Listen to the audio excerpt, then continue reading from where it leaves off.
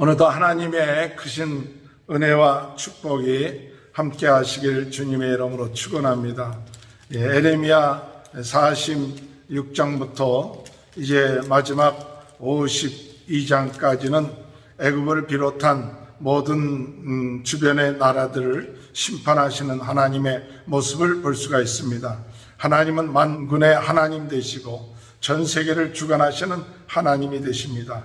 아무리 강한 나라라 할지라도 하나님이 치시면 그 강한 나라가 하나님을 대적할 수 있는 나라가 없습니다. 그때 당시 애굽이라는 나라는 굉장히 강한 나라였습니다. 중동 지역을 다스리는 그런 나라였습니다. 그런 나라였던 애굽이 망하게 된다는 이야기가 바로 오늘 본문 말씀에 나와 있습니다. 왜 애굽이 망하게 되었을까요? 그것은 바로 오만했기 때문에 그렇습니다. 나라가 강하고 또 커지고 많은 영향력을 미칠 때 더욱 하나님을 의지하고 나가야 되는데 그러지 아니하고 그들이 하나님을 무시하고 우상을 섬기고 나갈 때 하나님께서는 바벨론이라는 나라를 들어서 이 애굽을 치게끔 하는 그와 같은 일들이 일어나는 것을 볼 수가 있습니다. 항상 강한 자, 잘 되는 자, 또한 모든 일이 형통하는 것처럼 느끼는 자에게 있어서는 그러면 그럴수록 더욱 겸손해야 됩니다. 하나님 앞에 더욱더 겸손하고 하나님 말씀대로 살아야 되고 하나님을 의지하면서 나가는 귀한 은혜의 역사가 있게 되시길 주님의 이름으로 축원합니다. 먼저 이 애굽이 망하기 시작한 것은 46장 2절에 볼 것 같으면 유다의 요시아의 왕 아들 요야김 4년 넷째에 유브라데 강가 갈그미스에서의 전쟁입니다. 이 갈그미스의 전쟁이 일어나기 전에 애굽은 아수리아를 돕기 위해서 이쪽을 향합니다. 그런데 그때 당시 요시아가 아수리아가 대적하는 것을 막기 위해서 애굽의 왕과 싸울 때 요시아 왕이 죽게 되는데 그 요시아 왕이 죽고 난 다음에 605년에 바벨론과 싸워서 치게 돼서 후퇴를 하게 되는 그 같은 사건이 오늘 12절까지의 이야기입니다. 이 애굽은 어떤 나라였느냐? 8절에 볼 것 같으면 애굽은 나일강이 불로남과 같고 강물이 추영인과 같도다. 그가 이르되 내가 일어나 땅을 덮어 성들과 그 주민을 멸할 것이다 할 정도로 아주 강한 그런 나라였습니다. 그런 강한 나라였지만 하나님께서는 이 애굽을 쳐서 망하게끔 하신다고 말씀하고 있습니다. 10절에 보면 그날은 주 만군의 여호와께서 그의 대적에게 온수 갚는 보복이리라. 온수 갚는 보복이리라. 칼이 배부르게 삼키며 그들의 피를 넘치도 마시리니 주 만군의 여호와께서 북쪽 유브라데 강가에서 희생 제물을 받으심이로다 라고 말씀하고 있습니다. 아무리 강한 애굽이라 할지라도 하나님께서는 이 애굽을 바벨론을 들어서 쳐서 패하게끔 만들어 놓죠. 13절부터 마지막 절까지는 이 애굽이 완전히 바벨론에 망하게 되는 그런 일들이 일어나게 되는 것을 말하고 있습니다. 그래서 다시 빨리 도망쳐서 유대로 돌아가라 그렇게 얘기하죠. 그러나 그들은 그 말을 듣지 않고 뭐라고 얘기하느냐? 우리는 여지껏 섬겼던 우상을 섬기겠다.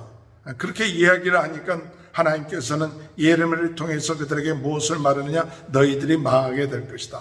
완전히 망하게 될 것이고 거기서 도망친 사람만이 구원을 받을 것이다 라고 말씀하고 있어. 20절에 보니까 애굽은 심히 아름다운 암송아지일지라도 북으로부터 새파리 떼가 줄곧 오리라. 또 그중에 고용꾼은 살찐 숭아지 같아서 돌이켜 함께 도망하고 서지 못하느니 제네네 딸에 이르렀고 벌받는 때가 왔음이니라. 새파리 떼 같은 이 바벨론의 군사들로 인하여서 결국은 망하게 되는 그런 것을 말씀하고 있죠. 아무리 강한 나라 할지라도 우리가 그 나라를 의지해서는 안 됩니다. 누구를 의지해야 되느냐? 하나님을 의지해야 돼요. 이 유다 백성들이 그래도 애굽을 의지하면 그래도 뭔가 살 수 있을 것이다 그렇게 얘기했지만 그 애굽이 하나님을 의지하지 않았기 때문에 하나님께서는 이 애굽을 치시는 것이죠. 그래서 오늘 우리는 누구를 의지해야 되느냐? 하나님을 의지해야 돼. 아무리 강한 애굽을 의지한다 할지라도 망할 수밖에 없습니다. 오늘 우리는 하나님을 대적하는 자가 설 수가 없다는 사실을 깨닫고 오로지 하나님만을 의지하며 나갈 수 있는 귀한 은혜의 역사가 있게 되길 바랍니다. 마지막으로 27절, 28절에 볼 것 같으면 하나님을 의지하고 하나님을 신뢰할 때 하나님이 지켜주시고 인도하신다는 그 약속의 말씀을 말하고 있습니다. 27절에 내 종 야곱아 두려워하지 말라, 이스라엘아 놀라지 마라. 보라, 내가 너를 먼 곳에서 구원하며 내 자손을 포로된 땅에서 구원하리니 야곱이 돌아와서 평안하며 걱정 없이 살게 될 것이라. 그를 두려워할 자가 없으리라. 여호와의 말씀이라. 내 종 야곱아 내가 너와 함께 있나니 두려워하지 말라. 내가 너를 흩어졌던 그 나라들은 다 멸할지라도 너는 사라지지 아니하리라. 내가 너를 법도대로 징계할 것이요 결코 무죄한 자로 여기지 아니하리라 하시니라. 하나님을 의지하는 자는 하나님께서 돌아오게 하시고 구원하게 하시고 평안하게 하신다는 그 약속의 말씀을 다시 한번 전해주고 있습니다. 하나님의 함께 하심으로 인해서 다른 모든 그런 너희를 흩트게끔 했던 그 모든 나라들은 다 멸망하지만 너희들은 돌아오게끔 될 것이다. 그러나 법도대로 징계할 것이요 너희를 결코 무죄한 자로 여기지 아니할 것이라. 이 말씀은 그 잘못한 것에 대한 그 징계를 받고 난 다음에는 돌아오게끔 하시고 평안하게 거하게끔 하는 회복의 축복을 말씀하고 있다는 사실입니다. 오늘 여러분, 오늘 우리가 잘못을 했습니까? 그러면 그 징계를 받을 각오를 하고 그리고 회개하고 더욱 하나님을 의지하는 때가 되면 하나님께서 돌아오게 하시고 회복시켜 주시고 평안해 주시는 이 약속의 말씀 믿고 지금 현재 좀 어렵다고 해서 힘들다고 해서 두려워하지 마십시오. 하나님을 끝까지 의지하는 자는 하나님께서 지켜주시고 함께 하시고 보호해 주시는 귀한 은혜의 역사가 있게 될 줄로 믿고 나가는 저와 여러분이 되시길 주님의 이름으로 축원합니다. 하나님 아버지 감사합니다. 강했던 애굽, 교만했던 애굽이 하나님의 징계로 망하게 되는 모습을 예언하고 있습니다. 오늘 우리는 애굽이 강하다고 해서 애굽을 의지하고 나가는 어리석은 자가 되지 않게 하시고 오직 우리가 의지할 것은 하나님만인 것을 믿고 나갈 수 있도록 은혜 내려 주옵소서. 하나님을 믿고 나갈 때 하나님께서 함께 하시고 돌아오게 하시고 평안케 하시고 구원하게 해주시고 함께 하시는 놀라운 은혜가 있음을 믿습니다.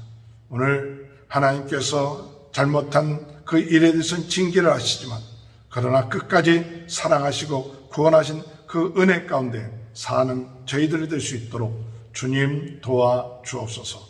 코로나 바이러스로 어려움을 당하는 모든 분들 낫게 하시고 우리 소장님 빨리 회복될 수 있도록 도와주시며 우리 모든 성도들의 가정에 하나님의 큰 은혜가 축복이 임하여 더욱더 하나님을 의지하며 나가는 귀한 은혜의 역사들이 있게 하여 주옵소서. 지금은 우리 주 예수 그리스도의 은혜와 하나님 아버지의 극진하신 사랑하심과 성령의 감동 감화 내주 교통하신 역사가 지금 하나님의 말씀을 믿고 의지하는 모든 자들의 지금부터 영원토록 함께하여 주시옵기를 간절히 축원하옵나이다. 아멘.